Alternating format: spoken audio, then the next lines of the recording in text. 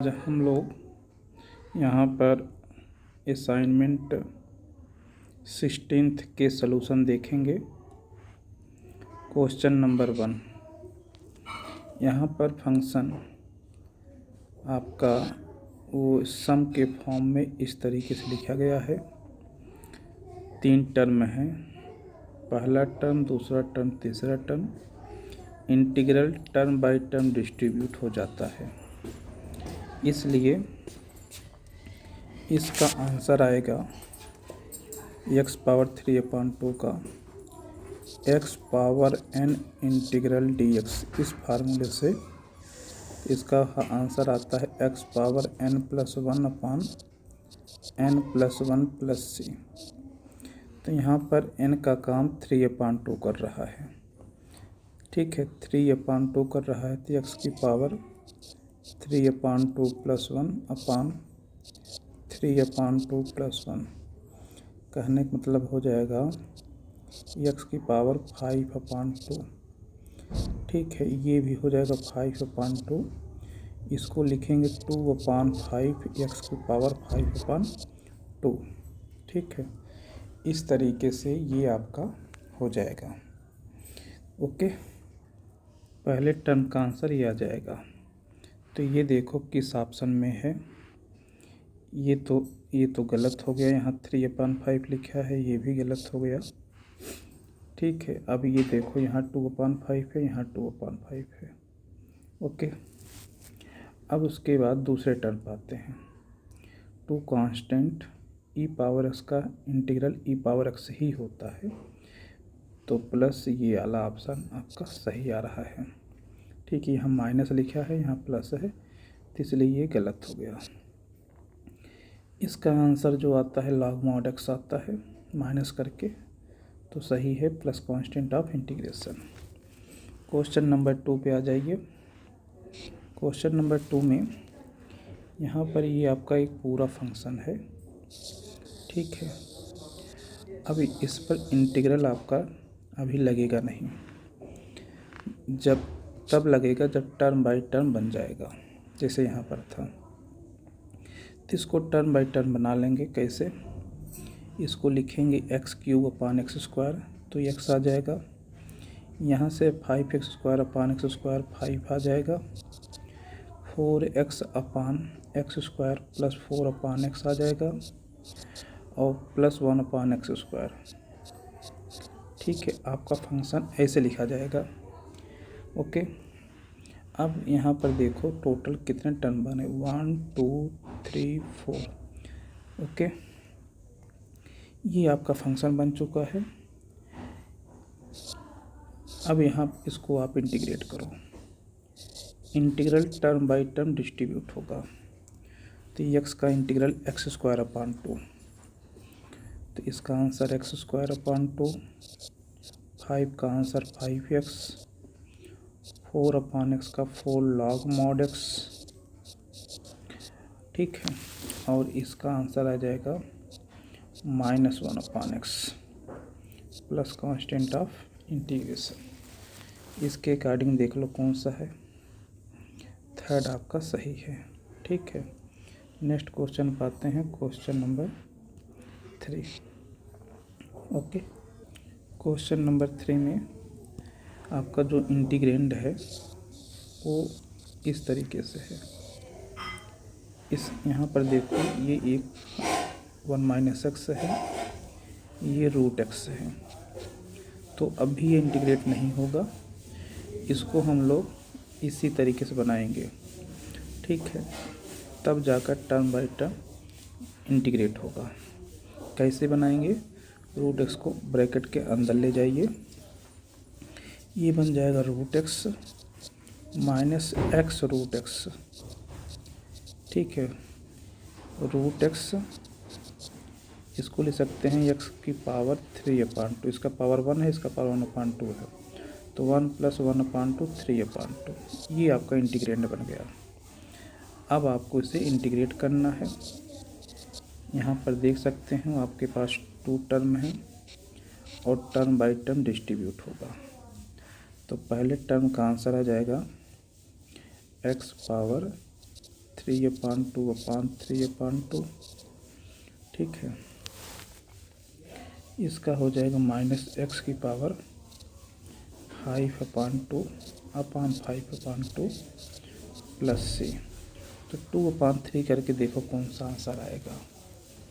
ठीक है, तो देखें तो ये गलत हो जाएगा, ये भी गलत हो जाएगा। ओके, तो इन दोनों में आपका सही आ रहा है, यहाँ माइनस है यहाँ प्लस है, तो ये सही है। ठीक है, अब क्वेश्चन नंबर 4 पे चलते हैं। क्वेश्चन नंबर 4, यहाँ पर जो आपका इंटीग्रेंड है कुछ इस तरीके से है। ठीक है, लॉग की प्रॉपर्टी से इसे आप ऐसे ले सकते हैं, पहले तो इस 2 को इसके पावर में लिख दो। जब आप इसके पावर में लिख दोगे तो ये ऐसे हो जाए e⁻log, इसका मतलब है कि बेस e होता है। ठीक है, ln बोलते हैं, तो हम log बेस e ऐसे लिखते हैं, x² + 1, ये हो गया इसका पावर 2। अब तुम ये जानते हो कि ये चीज़ 1 होती है, 1 के इक्वल है, तो 1 × दिस, यानी कि आपका इंटीग्रेंड x² + 1 का होल स्क्वायर। इसको खोल देंगे तो आपका हो जाएगा x⁴ + 1 + 2x²। आपका इंटीग्रेंड ये हो गया। क्वेश्चन आपका, अब इसे आप इंटीग्रेट करो। ठीक है, dx, इसे आप ग्रेटेस्ट इंटीजर नहीं समझेंगे, जनरल एक ब्रैकेट है। जब तक क्वेश्चन में इंफॉर्मेशन न दिया जाए इस बॉक्स का, तब तक आप इसे जनरल ब्रैकेट समझेंगे। ठीक है, बॉक्स नहीं समझेंगे। तो ये पहला टर्म, ये दूसरा टर्म, ये तीसरा term, integral term by term distribute हो जाएगा, तो इसका आंसर x⁵/5। ठीक है, प्लस इसको पहले कर लेते हैं, x⁻3/3 + 1 का x + c। देख लो कौन सा आपका ऑप्शन सही आ रहा है। ठीक है, तो देख लो यही है आपका थर्ड वाला, है ना। नेक्स्ट क्वेश्चन पे चलते हैं। क्वेश्चन 4 हो गया, अब 5 पर आते हैं। क्वेश्चन 5 में भी ये इसी टाइप का है, ये कोसेक x है या कोसेक x + cot x है। ये कुछ इस तरीके का है जैसे क्वेश्चन नंबर 3 था। ठीक है, तो यहाँ पर भी कोसेक x को आप ब्रैकेट के अंदर ले जाएंगे, ब्रैकेट के अंदर ले जाएंगे तो ये बन जाएगा cosec square x minus cosec x × cot x, ऐसे हो जाएगा। अब आप इसे इंटीग्रेट कर सकते हैं। ठीक है, dx, फंक्शन आपका टर्म बाई टर्म डिस्ट्रीब्यूट हो जाएगा। पहले टर्म का आंसर आएगा -cot x, और दूसरे टर्म का आएगा -cosec x plus constant of integration, ये आप लिखना नहीं भूलेंगे। ठीक है, थर्ड ऑप्शन सही है। क्वेश्चन नंबर 6, क्वेश्चन नंबर 6 में ट्रिग्नोमेट्रिक आइडेंटिटी से काम चलेगा। रूट के अंदर जो आर्गूमेंट है 1 - sin 2x, इसको आप लिखना चाहेंगे तो कुछ इस तरीके से लिखेंगे। 1 को लिखेंगे cos² x plus sin² x, ये तो 1 को लिखेंगे। फिर माइनस है, माइनस लगा देंगे। sin 2x की आइडेंटिटी होती है 2 sin x × cos x। ठीक है, अब ये बन जाएगा cos x minus sin x का होल स्क्वायर। ध्यान दें क्वेश्चन में रूट है, तो रूट लगा देंगे। तो रूट लगाने से अब जो आपका आंसर आएगा cos x minus sin x। ठीक है, इस पर मॉड लगेगा। ठीक है, केवल ऐसे नहीं लिखना, मॉड लगा देना।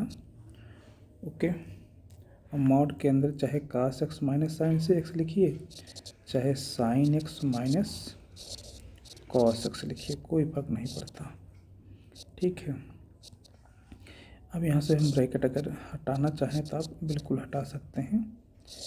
ठीक है, ये आपका इंटीग्रेंड है। अब इसे आप इंटीग्रेट करेंगे dx, आपका function term by term integrate होगा। तो साइन का इंटीग्रल माइनस कॉस एक्स, फिर माइनस कास का integral sine x plus constant of integration. Fourth option सही है। क्वेश्चन नंबर 7 पर आ जाइए।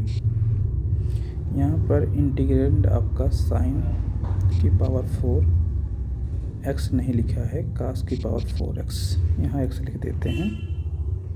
ठीक है, तो अब आप इसको ऐसे लिख सकते हैं, sine x into cos x की होल पावर 4। ठीक है, ऐसे लिख सकते हैं। Sine x into cos x की आइडेंटिटी होती है क्या, साइन 2x की होल डिवाइड बाई 2। तो यानी इसके पोजीशन पे ये लिख सकते हैं, इसका पावर 4 है तो 4 लगा देंगे। फिर आप इसे लिख सकते हैं 2 की पावर 4 बाहर आ जाएगा, 2 की पावर 4 का मतलब 16। ठीक है, इंटू इसे लिख सकते हैं sine square 2x, sine square 2x। Okay, अच्छा नहीं, साइन स्क्वायर 2x नहीं, साइन स्क्वायर 2x का होल स्क्वायर। ठीक है, पावर 4 है ना, तो 2 ऐसे लिख सकते हैं। अब फिर आप इसे लिख सकते हैं, साइन स्क्वायर 2x की आइडेंटिटी है 1 माइनस कास इसका डबल, तो 4 हो जाएगा, आर्गूमेंट का डबल अपान 2। ठीक है, इसके पोजीशन पे ले सकते हैं, पावर 2 है तो पावर 2 लगा देंगे। तो ये 1/16, अब ये 2 की पावर 4, 2 की पावर 4 मतलब 4 बाहर हो गया, तो ये 1 माइनस कास 4x की पावर 2। ठीक, इसको आइडेंटिटी से खोलिए, तो ये 16 चौका 64। ठीक है, ये हो जाएगा 1 प्लस कास स्क्वायर 4x। ठीक है, और फिर माइनस इसका हो जाएगा 2 टाइम्स कास 4x। ठीक है, ऐसे हो गया। अभी कास स्क्वायर का इंटीग्रल हमें नहीं पता है, तो इसको भी आइडेंटिटी लगा कर खोलेंगे, तो फिर लिखेंगे 1/64 1 प्लस इसकी आइडेंटिटी होती है 1 प्लस कास 2a, ए का डबल, ये हो जाएगा 8x अपान 2। ठीक है, और माइनस ये आपका जाएगा, कितना जाएगा 2 कास 4x। ठीक है, ऐसे हो जाएगा। अब एलसीएम ले लेंगे, 2 को बाहर कर लेंगे, तो 2 को बाहर कर लेंगे, 2 चौक 8, 2 छः 12। ठीक है, देखो 128 सब में आ रहा है। ठीक है, तो इसका 2 1 जा 2, 2 1 एक 3 हो जाएगा, प्लस ये हो जाएगा कास 8x, और ये 2 दूनी 4 माइनस 4 कास 4x। ठीक है, तो 2 प्लस बीच में 1 माइनस, 2 प्लस 1 माइनस। ठीक, चलो अभी तो ऐसा नहीं, कास का इंटीग्रल क्या होता है, साइन होता है ना। ठीक है, 2 प्लस 3x, तो इसके अकॉर्डिंग अगर देखा जाए तो इसमें सब प्लस प्लस है, तो ये कैंसिल हो जाएगा। ठीक है, इसमें 2 प्लस 1 माइनस है, तो ये गलत हो जाएगा। यहाँ 2 प्लस 1 माइनस, ठीक है। तो अब देखो कास का इंटीग्रल होता है साइन, ओके, कास का इंटीग्रल होगा साइन 3x